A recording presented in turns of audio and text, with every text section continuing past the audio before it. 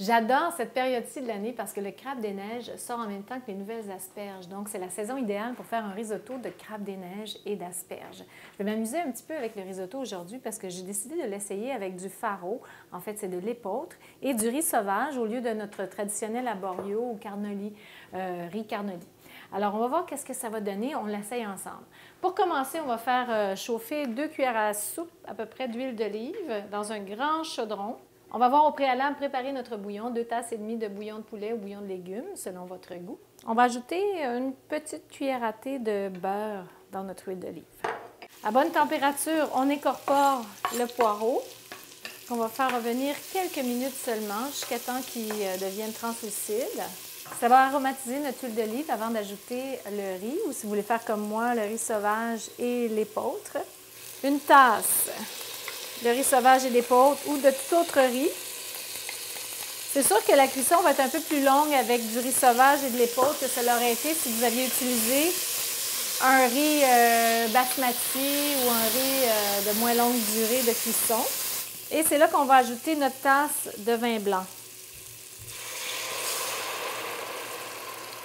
Et là, très important, on laisse réduire le vin blanc en mélangeant constamment. Vers la fin de la réduction, on va ajouter une petite pincée de graines de fenouil. Ça va donner un petit goût frais puis ça va aller chercher la saveur du crabe. Quand ça a bien réduit, c'est là qu'on va commencer à ajouter notre bouillon progressivement, une louche à la fois, pendant environ une vingtaine de minutes ou bien une quinzaine de minutes si vous avez un riz à cuisson plus rapide. Pour faire un mélange plus convivial, au riz sauvage et à l'épeautre, je vais ajouter 1/3 de tasse de riz carnoli. C'est pas difficile de faire un risotto, c'est juste un processus qui demande un peu de patience parce qu'il faut vraiment lui donner beaucoup d'amour pendant que vous le mélangez et profitez-en pour prendre un petit verre de vin blanc entre chaque louche. Quand notre risotto est délicieusement crémeux et prêt à être dégusté, on ajoute tout de suite à la fin, pour pas que ça soit trop cuit, les pointes d'asperges et le crabe. On va ajouter juste un petit peu de jus de citron et quelques feuilles de menthe. Et bien mélanger encore, on va ajuster l'assaisonnement.